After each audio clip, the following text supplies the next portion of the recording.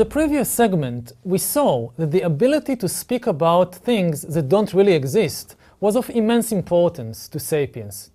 It enabled our species to cooperate flexibly in large numbers, something that no other animals could accomplish.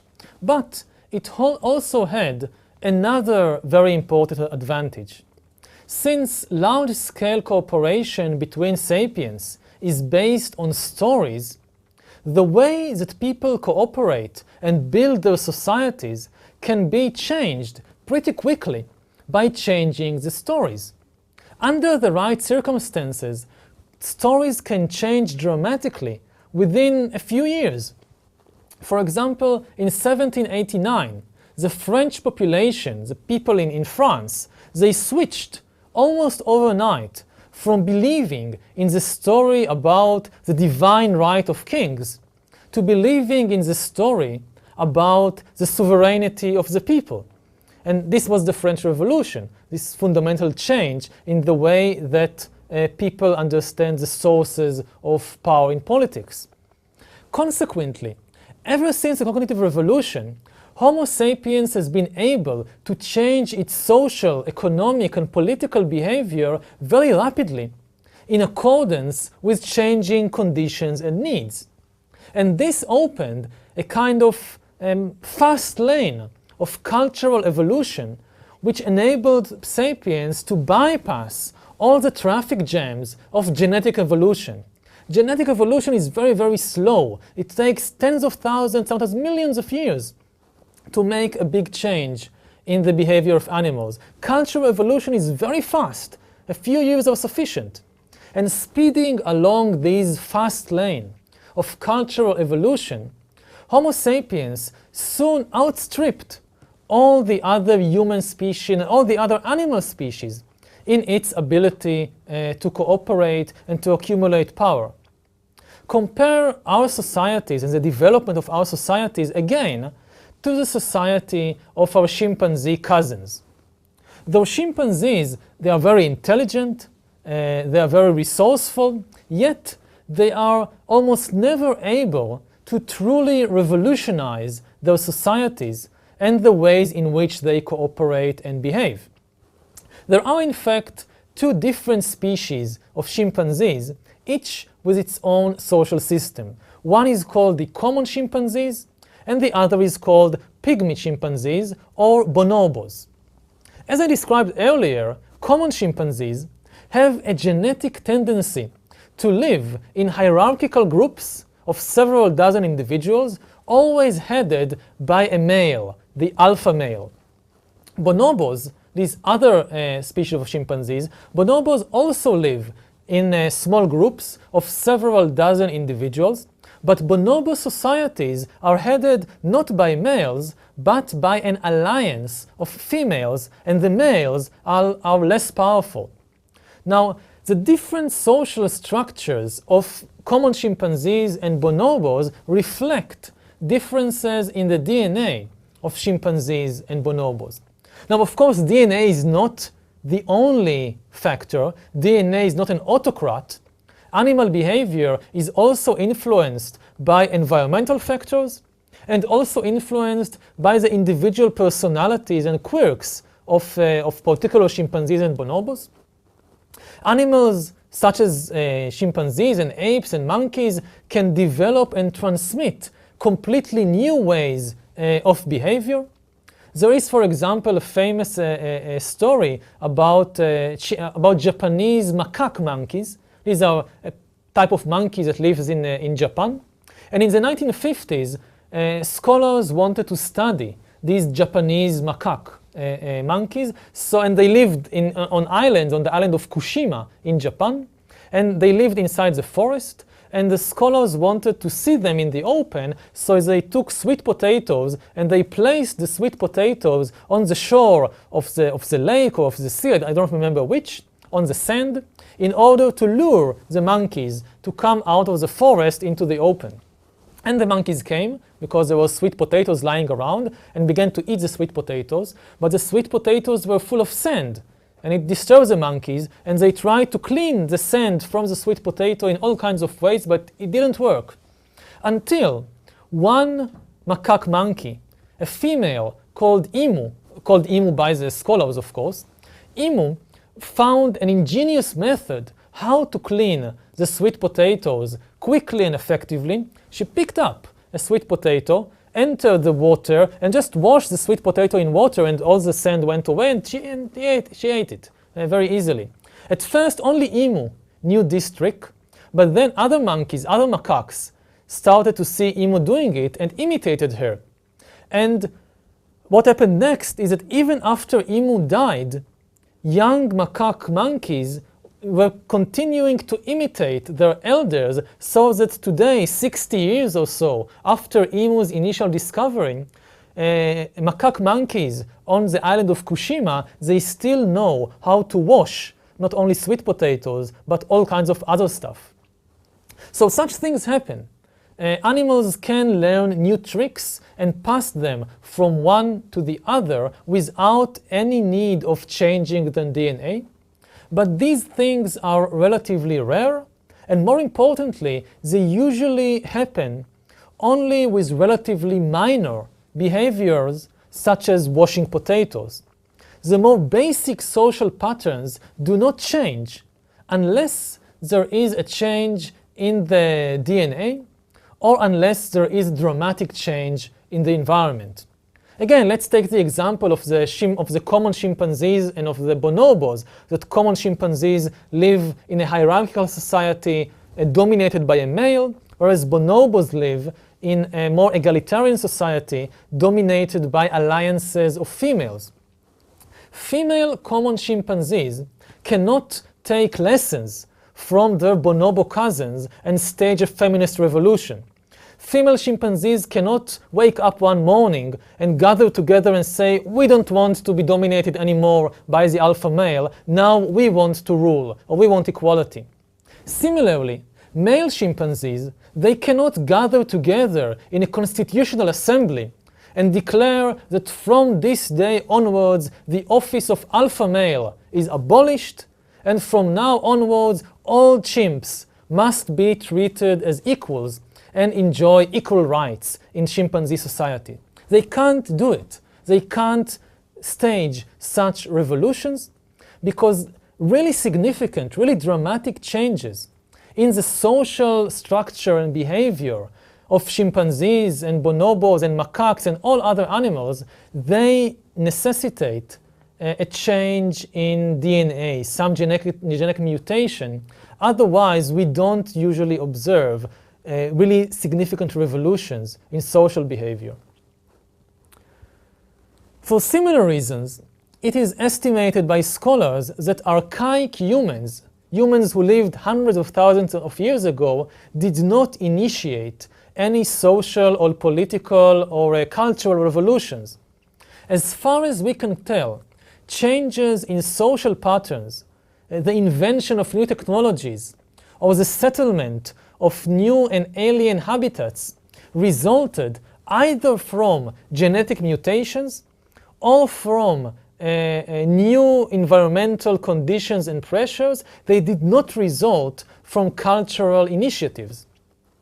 This is why it took humans hundreds of thousands of years to make these steps, changes in habitats or technology or so forth.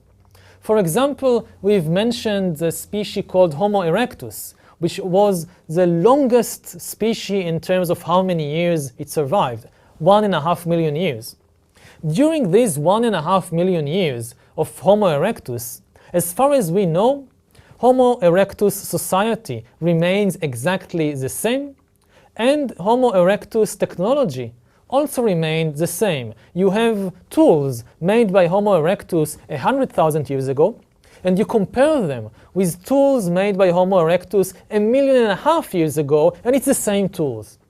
No significant changes occurred in erectus technology during all these years. There was no revolution in technology and probably no revolution in society or politics either. In contrast, ever since the cognitive revolution about 70,000 years ago, sapiens have been able to change their behavior quickly, transmitting the new behaviors and new social patterns to future generations without any need of genetic or environmental change.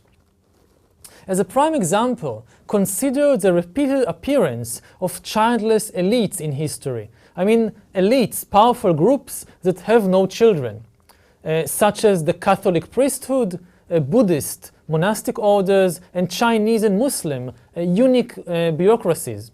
The existence of such elites goes against the most fundamental principles of natural selection, since these dominant members of society willingly give up procreation, whereas chimpanzee alpha males usually use their power in the chimpanzee society to have sex with as many females as possible, and consequently they father a large proportion of their society's young and pass their genes to them. In the case of Catholic society, the Catholic alpha male, the Pope, abstains completely from sexual intercourse and from childcare. If so, how did the Catholic priesthood survive and gain so much power over the last 2000 years?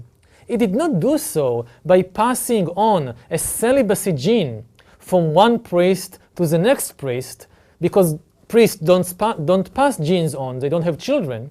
They did so by passing on the stories of the New Testament and the stories of Catholic law and the stories of saints from one generation to the next.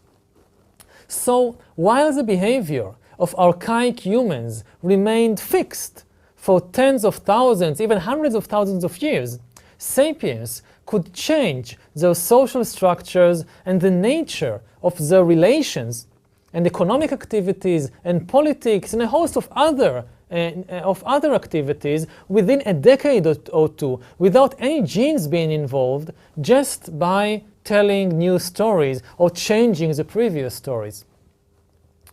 Take, for example, say a woman born in Berlin, in Germany, around 1900 and living to the ripe old age of 100, dying in the year 2000.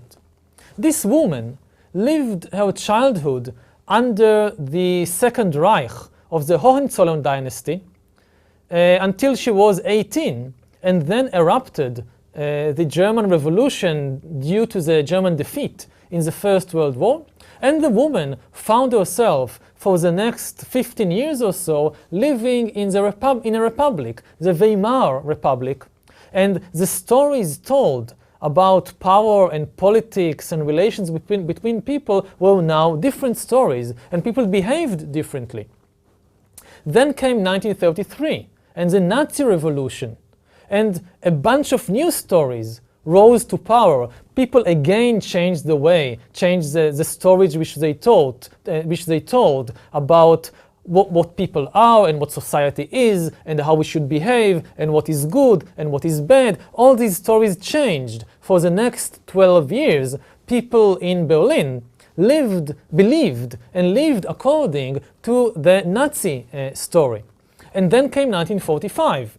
With the defeat in the Second World War, and the Russians are coming, and a new regime is established, communist East Germany. And this woman now finds herself under the fourth type of regime in a completely different social, political, and economic system, ruled by different stories. And this continued for about 40 years, until came 1989, with the fall of the communist bloc, and then the reunification of Germany.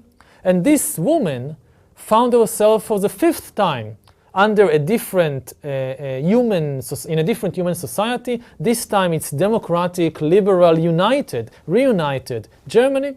And she spent the last decade of her life as a citizen of a liberal, democratic, reunified Germany. So this woman, during her lifetime, managed to be a part of 5 very different social, economic, and political systems, even though she had exactly the same DNA from beginning to end. What changed was only the stories which people around her told and which she, or at least they, believed. This was then fundamental this was fundamental to the sapiens' success in the world, to the sapiens' advantage over other species. In a one-on-one brawl, a conflict between one person and one person, a Neanderthal would probably have defeated a sapiens, because one-on-one, a Neanderthal was stronger and not much less sophisticated than a sapiens. But if a conflict erupted between hundreds of Neanderthals and hundreds of sapiens, Neanderthals didn't stand a chance, because Neanderthals simply could not cooperate with hundreds of strangers, whereas sapiens could. Neanderthals could share information with one another about lions and about rivers and so forth, but Neanderthals could not tell and revise stories about gods and tribal spirits and ghosts and things like that. And without an ability to compose fiction, Neanderthals were unable to cooperate effectively in large numbers, and they could not adapt their society, their social behavior to rapidly changing conditions and challenges. Sapiens could, and this was the big advantage of sapiens. The inferior social skills of Neanderthals are manifested, for example, in trade and in hunting and in other activities. Archaeologists excavating ancient Neanderthal sites have never found any evidence of trade between different Neanderthal bands. In contrast, archaeologists that excavated sites of Homo sapiens from 30 and 40,000 years ago did find quite clear evidence for trade between different bands. For example, in sites in the middle of the European continent, archaeologists found seashells that originated in the Mediterranean coast or in the Atlantic coast. In all likelihood, sapiens living, say, in Hungary 30,000 years ago did not go by themselves all the way to the coast and came back with seashells. Rather, they traded with the neighboring bands, which traded with the further neighbors, and this is how seashells from the Mediterranean reached the middle of the European continent. And if sapiens were able to trade in seashells with their neighbors, it stands to reason that they could also have traded in information, thereby creating a much more dense and wide network of knowledge about the world than the network of knowledge that served Neanderthals. Other differences between sapiens and Neanderthals are manifested, for example, in hunting techniques. We have clear evidence that sapiens could hunt, not always, but sometimes could hunt in very large bands, whereas Neanderthals usually hunted just individually or in very small numbers, like 3 or 4 Neanderthals going together to hunt something. Sapiens could arrange dozens and even hundreds of people to go together on a hunting expedition. We have evidence, archaeological evidence, of sapiens being able not only to surround large herds of animals from all sides and butcher them, but sapiens 30,000 years ago actually constructed sophisticated traps to trap animals. They would spend days and weeks building fences and digging ditches to block all kinds of routes by which animals could escape. And then one day, a large number of sapiens bands would come together and drive herds of animals like horses or bison into the trap and trap them inside and say push them into a gorge or push them over a cliff, and then be able in one afternoon to massacre dozens and even more than 100 animals, gaining a lot of flesh and fat and skins and bones and so forth. So these were unique hunting techniques of sapiens which were based on cooperation between a large number of individuals over quite a long time. These abilities to cooperate with large numbers over a long time would have served sapiens not only to successfully hunt herds of horses, but also to confront Neanderthals. If Neanderthals, for example, got upset that sapiens are invading their territory and starting to slaughter all the horses and deer, and a war began, a conflict began between sapiens and Neanderthals, then 50 Neanderthals were no match for 500 sapiens, especially as the sapiens enjoyed not only the advantage of numbers, but also the advantage of being far more versatile and far more innovative. Even if the sapiens lost the first confrontation, they could quickly invent new ways, new tricks, new stratagems that would have enabled them to win a rematch, to win another conflict with the Neanderthals. Let us try to summarize then what exactly happened in the cognitive revolution. We have three complementary theories that don't contradict each other, but each adds another dimension to the story. First, we have the theory about people being able to share more information about the outside world, to transmit larger quantities of information about lions and rivers and so forth, which was obviously very important for survival and reproduction. It enabled people to plan and to carry out all kinds of complex actions, such as avoiding lion or hunting bison. Secondly, we have the gossip theory. It says that what happened, another thing that happened in the cognitive revolution is the ability to transmit large quantities of information, not about lions, but about sapiens and the social relationship between sapiens. This was important because it enabled sapiens to live in larger and more cohesive groups, numbering up to about 150 individuals. And thirdly, we have the theory about fiction and the fictive language. According to this theory, a very important ability that appeared in the cognitive revolution is the ability to transmit large quantities of information about things that don't really exist at all, like tribal spirits or nations or limited liability companies or gods or human rights. This ability was very important because, first of all, it opened the way for cooperation between very large numbers of strangers which can never know each other intimately and gossip about one another. And secondly, fictive language opened the way to the rapid innovation of social behavior.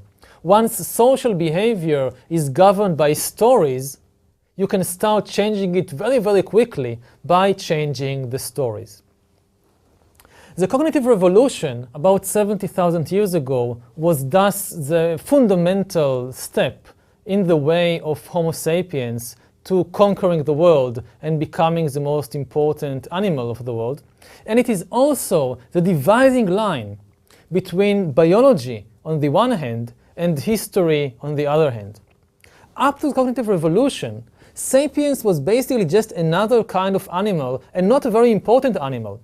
And everything that happened to sapiens and to the other human species, and everything the sapiens did, could very well be explained using the same biological models and theories which we use to explain what chimpanzees and wolves and ants do.